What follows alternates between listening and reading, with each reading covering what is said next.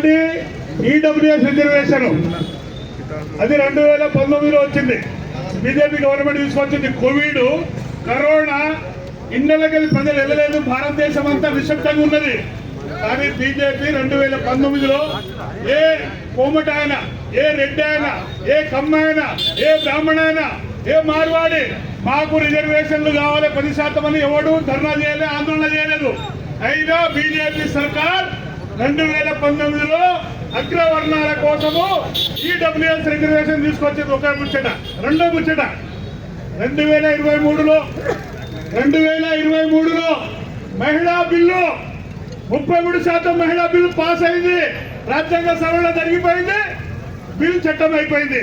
అది రేపు 2029 నుంచి అమలు చేస్తారంట. అంటే ఒకటి ఈడబ్ల్యూఎస్, రెండవది మహిళలకు 33% రిజర్వేషన్ బిల్ పాస్ అయింది. అయితే మీకు 33% మహిళా బిల్లు గురించి, ఈ రెండు బిల్లుల గురించి కాంగ్రెస్, టీఆర్ఎస్, బీఆర్ఎస్, బీజేపీ వైఖరి మీకు చెప్పదలుచుకున్నా. జరిగిపోయింది, ఏమో చేసిరు. ఈడబ్ల్యూఎస్ రిజర్వేషన్లు రాజ్యాంగం ఏమంటుంది? ఎవరి జనాభా ఎంతుంటే వాళ్ళకంత రిజర్వేషన్ ఇవ్వాలంటుంది. ఇంకోటి ఏమంటుంది? Educational backward, social backward. Educational backward అంటే 3000 సంవత్సరాలుగా ఈ విద్య నోచుకొని జాతులకు. రెండవది కుల వివక్ష ఉన్న జాతులకు మాత్రమే రిజర్వేషన్ ఇవ్వమంటుంది రాజ్యాంగము. కానీ రాజ్యాంగానికి వ్యతిరేకంగా బీజేపీ పేదరికం ప్రాతిపాదికన తీసుకొచ్చింది బిల్లు. అది రాజ్యాంగ వ్యతిరేకమైన బిల్లు. ఆ బిల్లును 2019లో పార్లమెంట్ లో బీజేపీ తీసుకొస్తే కాంగ్రెస్ పార్టీ ఓటేసిందా, వ్యతిరేకించిందా?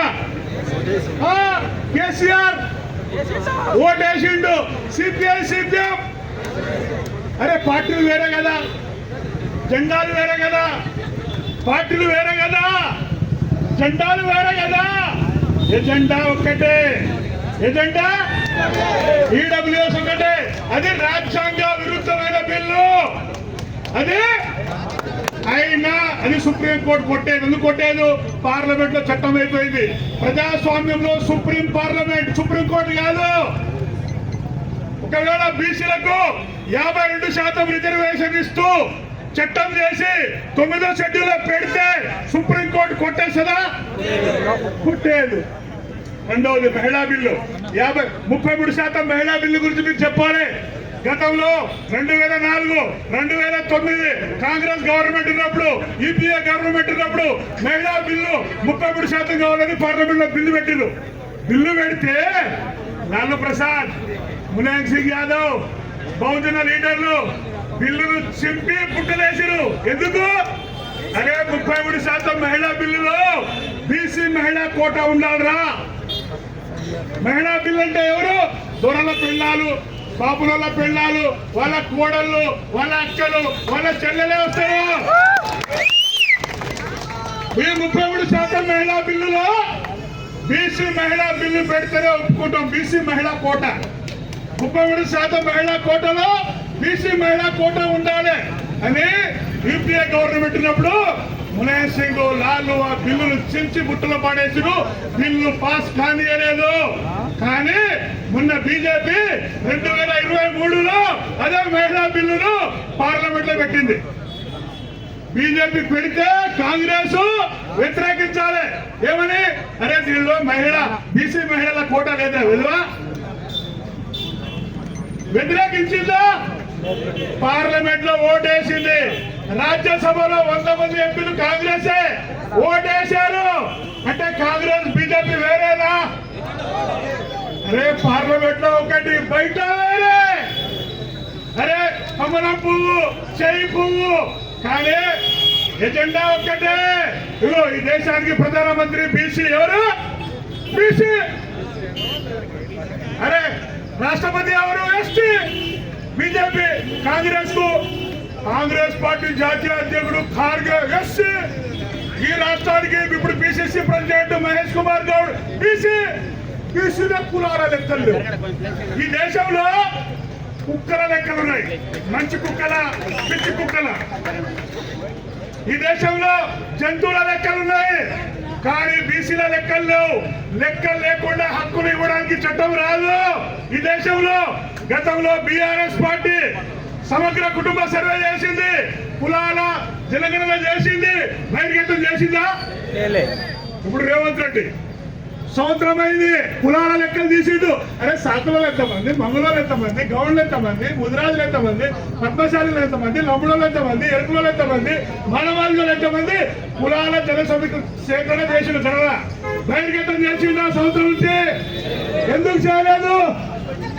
అరే అల్లా బహిర్గతం చేస్తే గౌడు 20 లక్షలు, ముద్రాజ్ 20 లక్షలు, యాదవులు 20 లక్షలు, పద్మశాలీలు 20 లక్షలు, మిగతా కులాలు 10 లక్షలు, 5 లక్షలు, రెడ్లు 5 లక్షలు.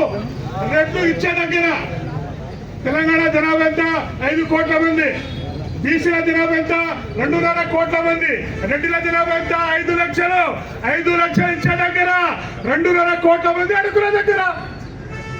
కులాల జనాభా లెక్కలు బయటికి వస్తే, కులాల జనాభా లెక్కలు బయటికి వస్తే రెడ్డ రాజ్యం ఈ రాష్ట్రంలో కూలిపోతుంది.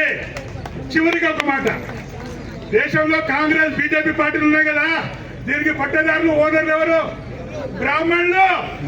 కాంగ్రెస్ కు వ్యవస్థాపకులు బ్రాహ్మణులే, కాంగ్రెస్ కు జాతీయ పార్టీకి వ్యవస్థాపకులు బ్రాహ్మణులే, ఇప్పుడు నడిపేది రాహుల్ గాంధీ బ్రాహ్మణుడే, బీజేపీకి వ్యవస్థాపకులు వాజ్పేయి అని బ్రాహ్మణులే, ఇప్పుడు నడిపేది మోహన్ భగవత్ బ్రాహ్మణుడే. మోడీ ఇగో బాహుబలి సినిమా చూసిరా? ప్రభాస్ హీరో మాత్రమే, వెనుక దర్శకుడు రాజమౌళి. బీజేపీలో హీరో మోడీ, అమిత్ షా, వెనుక దర్శకుడు ఆర్ఎస్ఎస్ చీఫ్ మోహన్ భగవత్ బ్రాహ్మణుడు. అందుకొరకే ఈ దేశంలో కాంగ్రెస్ లో రెడ్లు కిరాయిదారులు, పట్టదారులు బ్రాహ్మణులు, బీజేపీకి పట్టదారులు బ్రాహ్మణులు, రెడ్లు మునురు కాపులు, కిరాయిదారులు, ఎస్సీ ఎస్టీ బీసీలు, కూలీలు.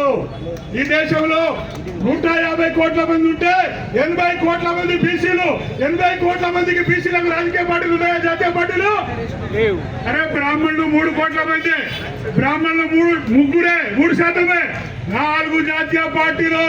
ఇచ్చే దగ్గర బ్రాహ్మణులు, అడుకునే దగ్గర 80 కోట్ల మంది బీసీలు. ఇది మార్పు చెందాలి, ఇది మార్పు చెందాలి. అందువరకే బీసీలకు సిద్ధాంత గురువులు ఉన్నారు. పూలే, సాహు, పెరియార్. పూలే, సాహు, పెరియార్ వీళ్ళ అడుగుజాడలో బీసీలు కులాల జనగణన చేయాల్సిందే. ఈ దేశానికి మళ్ళీ సామ్రాట్ అశోకుడు రాజ్యం రావాల్సిందే. ఎస్సీ ఎస్టీలు ఎందుకు సపోర్ట్ చేస్తున్నారో చెప్తా లాస్ట్ గా. SC ST